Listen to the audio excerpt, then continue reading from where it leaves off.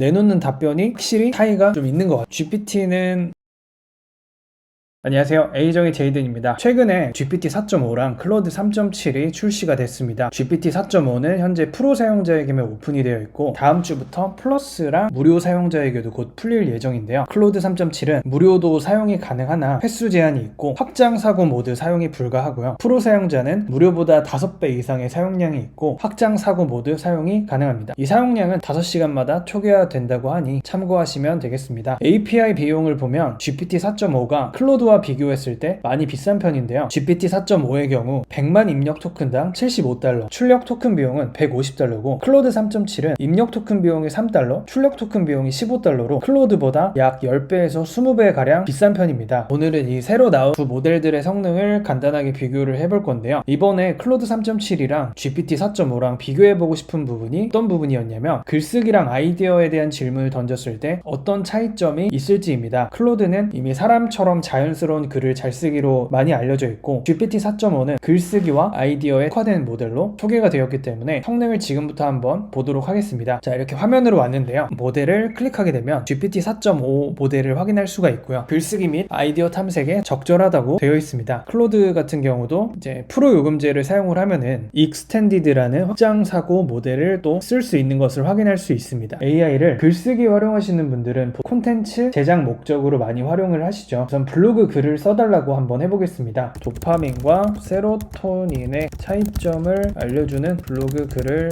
작성해줘. 동일하게 붙여넣기를 해가지고 명령을 해보겠습니다. 자, 이렇게 답변이 다 되고요. 차이점을 한번 비교를 해볼게요. 같은 프롬프트를 입력을 했을 때 이제 각각 도파민이랑 세로토닌에 대한 개념들을 해주는 모습을 볼 수가 있습니다. 이 아래쪽으로 쭉 내리면은 각각 이제 뭐 기능적인 부분들을 설명을 해주는데 클로드가 GPT랑 다르게 좀 더 자세하게 글을 써주는 모습을 좀 확인을 할 수 있어요. 기능뿐만 아니라 많이 분비되는 상황에 대한 부분도 적어주고 또 동일하게 세로토닌도 상황에 대한 부분도 이렇게 적어줬습니다. 그리고 아래쪽에 보면은 주요 차이점을 한눈에 보기 쉽게 표로 바로 정리를 해줬고요. 아래쪽에는 이제 균형을 위한 생활 습관까지 팁에 대한 부분을 작성을 해줬고 GPT도 이제 균형이 중요한 이유에 대해서 설명을 해줬습니다. 일단 전체적으로 퀄리티를 봤을 때 둘 다 퀄리티가 괜찮다고 생각이 들고 제목의 부분, 행복의 2가지 열쇠, 뭐 쾌락과 보상의 메신저 이런 좀 약간 어색한 제목들만 수정을 해주면은 실제로 사람이 썼다고 얘기를 하면은 저라도 이제 믿을 정도로 글을 굉장히 잘 써주는 모습을 볼 수가 있습니다. GPT 같은 경우는 GPT 캔버스 상에서 답변을 내놓다 보니까 여기서 수정하고 싶은 부분을 이렇게 추가하면서 수정이 가능하고요. 그리고 메뉴를 보시면은 길이도 조절을 할 수 있고 독해 수준에 대한 설정 그리고 다듬기 뭐 이모지에 대한 부분도 추가를 할 수가 있어요. 클로드도 가능한데요. 어떤 식으로 수정을 하냐면 드래그를 한 다음에 여기다 임프로브 버튼을 누르시고요. 여기서 수정하고 싶은 단어를 입력해 주시면 됩니다. 저는 행복의 2가지 열쇠라는 제목보다는 필수 상식이라고 한번 변경을 해보겠습니다. 누르고 엔터를 누르면 자동으로 이렇게 글자가 변경이 되죠. 이처럼 드래그를 한 다음에 임프로브 기능을 이용해서 원하는 부분들을 수정을 하시면 되겠습니다. 이번에는 좀 더 디테일한 질문을 해보겠습니다. 삼겹살을 맛있게 먹는 방법으로 블로그 글을 작성하려고 하는데 다음 내용에 따라 작성해줘. 전문가가 초보자에게 설명하는 느낌. 어려운 단어는 쓰지 말고 풀어서 설명할 것. 네이버 맛집 블로거가 쓰는 형태로 써줄 것. 글쓴이는 20대 여대생이 쓰는 상큼한 말투로 동일하게 해서 결과를 한번 보도록 할게요.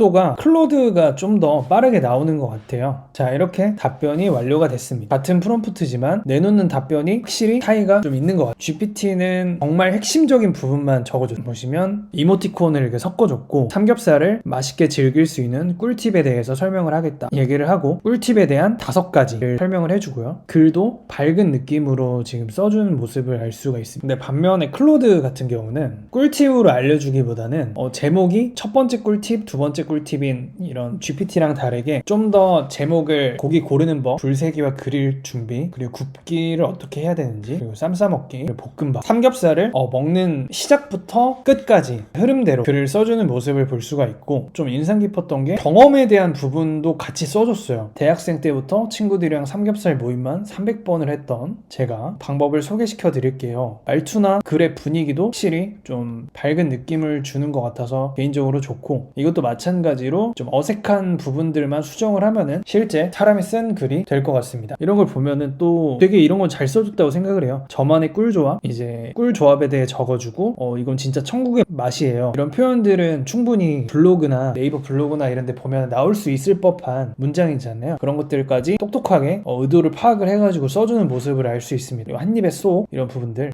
그리고 해시태그까지 또 신경을 써주네요. 자, 이번에는 아이디어를 달라는 질문을 던졌을 때 얼마나 답변을 잘해주는지 확인을 해보겠습니다. 나는 요리를 주제로 SNS 채널을 만들려고 해.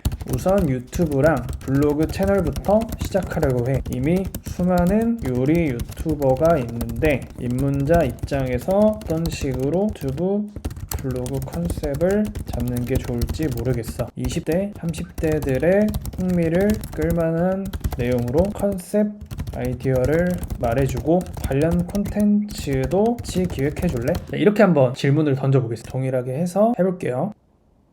자, 이렇게 답변이 완료가 됐고요. 한번 비교를 해볼게요. GPT는 이제 컨셉 아이디어 4가지를 제안을 해줬고요. GPT부터 쭉 내려보면은 일주일 챌린지, 컨셉 아이디어를 첫 번째는 자취요리 일주일 챌린지를 하라고 하네요. 최소한의 재료로 빠르게 만들 수 있는 콘텐츠를 만들라고 하고, 뭐 10,000원으로 세끼 챌린지, 3가지 재료로 일주일 반찬 만들, 이런 것들을 추천을 해주고 있고, 왜 이게 20, 30대의 흥미를 끌만한 콘텐츠인지까지 설명을 해주고 있어요. 두 번째는 이제 요리니 탈출 프로젝트. 이제 이 콘텐츠는 요리 실력이 어느 정도 되는 사람이 할 수 있을 콘텐츠인데, 아래 이제 예시들도 이렇게 적어줬고, 그리고 왜 흥미로운지까지 정리를 해줬고요. 그리고 넷플릭스 영화 속 요리 따라잡기, 영화나 드라마에 나오는 음식들을 재해석하는 콘텐츠, 그리고 MBTI나 성향별 맞춤 요리도 추천을 해줬습니다. 즉흥적인 성격을 위한 레시피, 그리고 계획적인 성격을 위한 도시락 미리 준비하기, 이런 것도 괜찮은 것 같네요. 단순하게 일주일 도시락을 미리 준비하기라고 하기보다는 MBTI J를 위한 도시락 미리 준비하기를 하게 되면 좀 더 다른 느낌을 주는 것 같습니다. 추천 콘텐츠 전략이랑 유튜브에서는 어떤 식으로 하는지, 쇼폼 콘텐츠로 제작을 하는 게 좋다고 얘기를 하고 있어요. 블로그는 이제 레시피를 정리를 해두고 과정이나 이런 것들을 상세하게 찍어서 상세한 과정을 제공을 하려고 하고요. 포맷에 대한 예시도 이렇게 3분 요리 초보자를 위한 스크램블 egg, 이런 것들도 괜찮은 제목인데 꽤 저는 답변이 개인적으로 마음에 드는 것 같아요. 이번엔 클로드의 답변을 보겠습니다. 1인